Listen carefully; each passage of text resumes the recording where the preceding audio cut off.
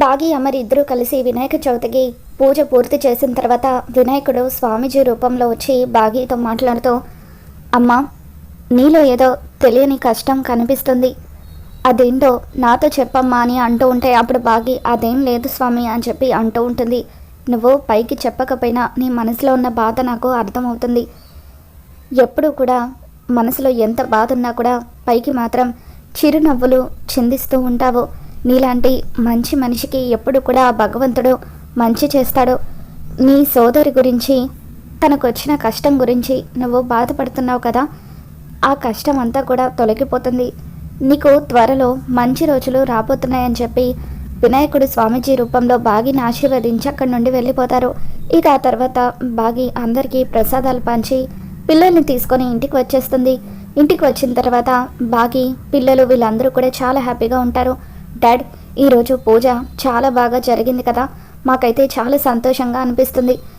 ఉదయం వరకు ఏదో తెలియని బాధ మనసుని తొలిచేస్తూ ఉండేది, కానీ ఇప్పుడు మాత్రం ఏదో తెలియని ప్రశాంతత అని చెప్పి పిల్లలు అంటూ ఉంటే అమర్ అలాగే ఫీల్ అవుతూ, నాకు కూడా అలాగే అనిపిస్తుంది.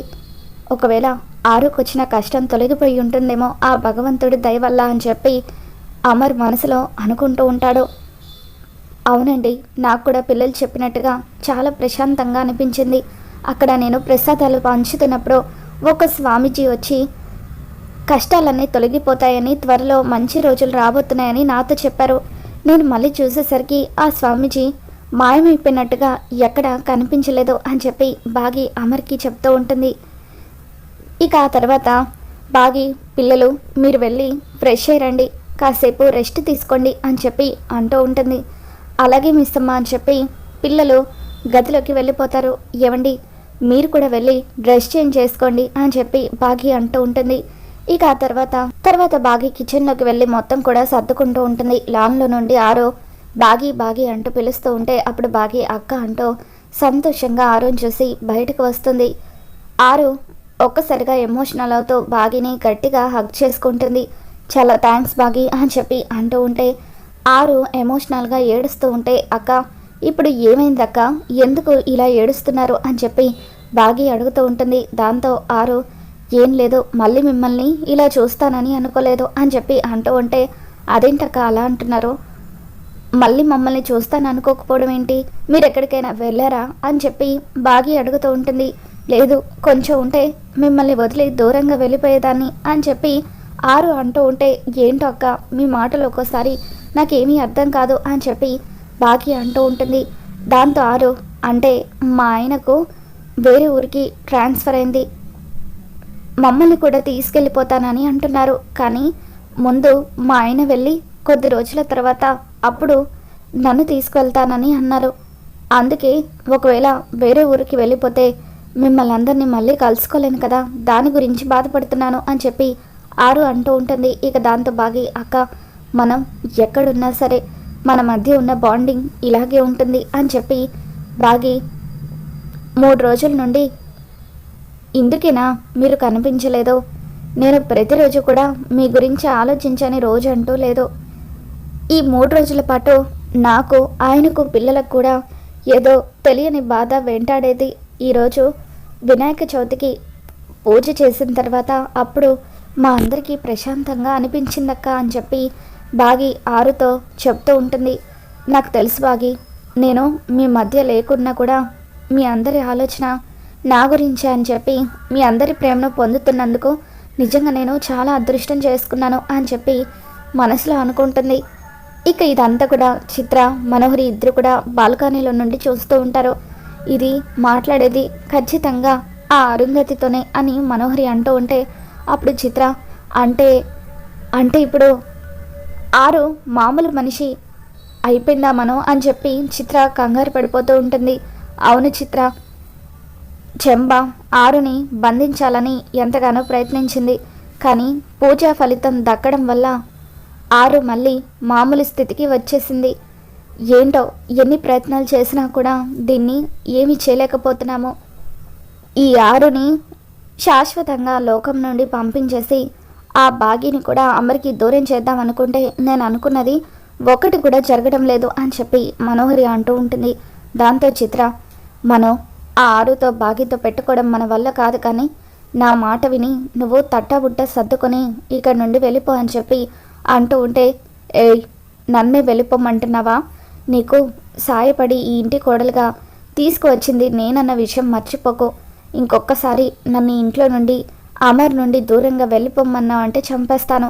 నా కంఠంలో ప్రాణం ఉన్నంత వరకు నేను అమర్కి దూరంగా వెళ్ళను, ఇక్కడే ఉంటాను అని చెప్పి మనోహరి అంటూ ఉంటుంది.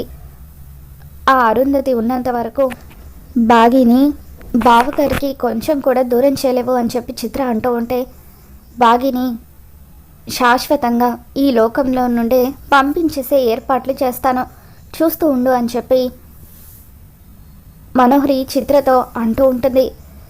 బాగి ఆరుతో మాట్లాడిన తర్వాత, సరే అక్క, నేను మళ్ళీ కలుస్తాను, పిల్లలకు స్నాక్స్ రెడీ చేయాలి అని చెప్పి అక్కడి నుండి వెళ్ళిపోతుంది. ఇక ఆ రోజు రాత్రి అందరూ డిన్నర్ చేసిన తర్వాత అమర్ చాలా సీరియస్గా దేని గురించో ఆలోచిస్తూ ఉంటాడు. ఏంటండి, టైం 11 అవుతుంది, పడుకోకుండా ఇంకా దేని గురించి ఆలోచిస్తున్నారు అని చెప్పి బాగి అడుగుతూ ఉంటుంది. దాంతో అమర్, రణవీర్ గురించి ఆలోచిస్తున్నాను అని అంటూ ఉంటే బాగి ఒక్కసారిగా షాక్ అవుతూ ఉంటుంది. ఏంటి, రణవీర్ గురించా అని అంటూ ఉంటే, అవును బాగి, రణవీర్ని తన భార్య గురించి ఎన్నిసార్లు అడిగినా కూడా రణవీర్ నోరు విప్పడం లేదు. తను చెప్పినంత వరకు తన వైఫ్ కూతురు ఇద్దరు ఒకే రోజు మిస్ అయ్యారు. ఇప్పటి వరకు తను నోరు విప్పలేదంటే తన వైఫ్ ఎక్కడుందో రణవీర్కి తెలుసుండాలి, లేకపోతే రణవీర్ పక్కనే తన వైఫ్ ఉండాలి. అందుకే ఎలా తెలుసుకోవాలో తెలియడం లేదు, దాని గురించి ఆలోచిస్తున్నాను అని అమర్ అంటూ ఉంటే, దీనికి ఎందుకండి ఇంతలా ఆలోచించడం? ఖచ్చితంగా ఏదో ఒక పరిష్కారం దొరుకుతుంది, నా దగ్గర ఒక ప్లాన్ ఉంది, అంజుని రణవీర్కి ఇచ్చేస్తే సరిపోతుంది అని అంటూ ఉంటే అమర్ షాక్ అవుతూ ఉంటాడు. మీరు కంగారు పడకండి, అంజు ఎప్పటికీ మన కూతురే.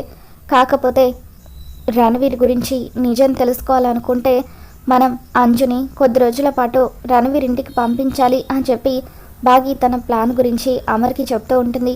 ఇక అమర్ ఆ ప్లాన్ అంతా విన్న తర్వాత, చాలా థ్యాంక్స్ బాగి, ఇప్పటి వరకు నా మనసులో ఉన్న డౌట్స్ అన్నీ కూడా క్లియర్ అయిపోయాయి అని చెప్పి బాగిని హక్ చేసుకొని థ్యాంక్స్ చెప్తూ ఉంటే దూరం నుండి ఇదంతా చూస్తున్న మనోహరి షాక్ అవుతూ ఉంటుంది. ఈ బాగి అమర్కి ఏం ప్లాన్ చెప్పిందో సరిగ్గా వినిపించలేదు. ఇంకా ముందుకు వెళ్దామంటే వాళ్ళు నన్ను చూసేస్తారేమోనన్న భయం. అసలు ఇంతకీ ఇది ఏం ప్లాన్ చెప్పి ఉంటుంది? ఎలాగైనా రణవీర్కి జాగ్రత్తగా ఉండమని చెప్పాలి అని మనోహరి అనుకుంటూ ఉంటుంది. తర్వాత ఉదయాన్నే అమర్ అంజు దగ్గరికి వస్తాడు. అంజు, నీతో నేను ఒక విషయం మాట్లాడాలనుకుంటున్నాను. నువ్వు 2 రోజుల పాటు రణవీర్ ఇంటికి వెళ్ళాలి.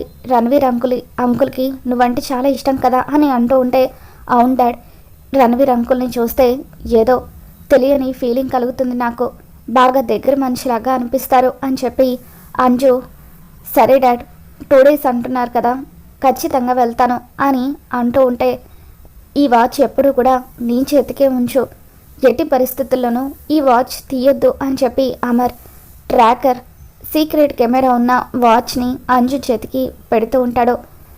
డాడ్, నా కోసం గిఫ్ట్ ఇస్తున్నారా?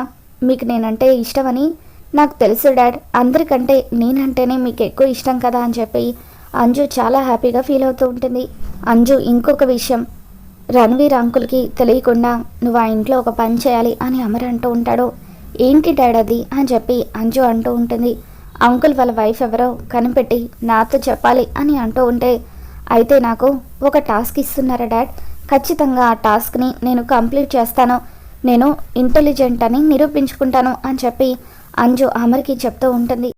తర్వాత అమర్ అంజుని తీసుకొని రణవీర్ ఇంటికి వస్తాడు. రణవీర్, నా కూతురు అంజు 2 రోజుల పాటు నీ ఇంట్లో ఉంటుంది అని చెప్పి అంటూ ఉంటే, ఇంత సడన్గా అంజుని తీసుకురావడానికి కారణం ఏంటి అమర్ అని చెప్పి రణవీర్ అంటూ ఉంటాడు. ఏం లేదు, నీకు అంజు అంటే చాలా ఇష్టం కదా, తను కూడా ఇక్కడ ఉంటే హ్యాపీగా ఫీల్ అవుతుంది, అందుకే తీసుకువచ్చాను అని చెప్పి అమర్ అంటూ ఉంటాడు. నీకేం ప్రాబ్లం లేదు కదా అని చెప్పి అమర్ అంటూ ఉంటే, లేదమర్, నాకు ఎటువంటి ప్రాబ్లం లేదు అని చెప్పి రణవీర్ అంటూ ఉంటాడు. ఇక ఆ తర్వాత అమర్ రణవీర్ చెవిలో, చూడు, ఈ 2 రోజుల్లో అంజుకి చిన్న ప్రమాదం జరిగినా సరే నీ అంతు చూస్తాను, నా సంగతి తెలుసు కదా అని చెప్పి అమర్ రణవీర్కి వార్నింగ్ ఇచ్చి అక్కడి నుండి వెళ్ళిపోతూ ఉంటాడు. ఇక దాంతో రణవీర్ మొత్తానికి అంజు అయితే నా దగ్గరికి వచ్చేసింది. నేనే తన కన్న తండ్రినని అంజుని పూర్తిగా మ్యానిపులేట్ చేయాలి. తనని అలా నమ్మించగలిగితే అంజు ఇక ఎప్పటికీ నన్ను విడిచి వెళ్ళదు. ఏదో ఒకటి చేసి నా ఆస్తిని నేను తిరిగి సొంతం చేసుకోవచ్చు అని చెప్పి రణవీర్ ప్లాన్ చేస్తూ ఉంటాడు. మరోవైపు మనోహరి ఈ రణవీర్కి ఎన్నిసార్లు ఫోన్ చేసినా కలవడం లేదేంటి? ఖచ్చితంగా అమర్ ఏదో పెద్ద ప్లాన్లోనే ఉన్నాడు. జాగ్రత్తగా ఉండమని రణవీర్కి చెప్దాం అనుకుంటే ఫోన్ కలవడం లేదేంటి అని చెప్పి మనోహరి టెన్షన్ పడిపోతూ ఉంటుంది. మరోవైపు అంజు, అంకుల్ ఇల్లు చాలా బాగుంది అంకుల్, నేను ఇల్లంతా చూసొస్తాను అని చెప్పి మొత్తం కూడా చూసొస్తూ ఎలాగైనా సరే డాడీ ఇచ్చిన టాస్క్ని ఈరోజే కంప్లీట్ చేయాలి, రణవీర్ అంకుల్ వైఫ్ ఎవరో కనిపెట్టాలి అని అంజు అనుకుంటూ ఉంటుంది. మరి రాబోతున్న ఎపిసోడ్లో ఏం జరగబోతుందో మళ్ళీ మన ఛానల్లో తెలుసుకుందాం. ఈ వీడియో మీకు నచ్చినట్లయితే ఒక లైక్ చేయండి.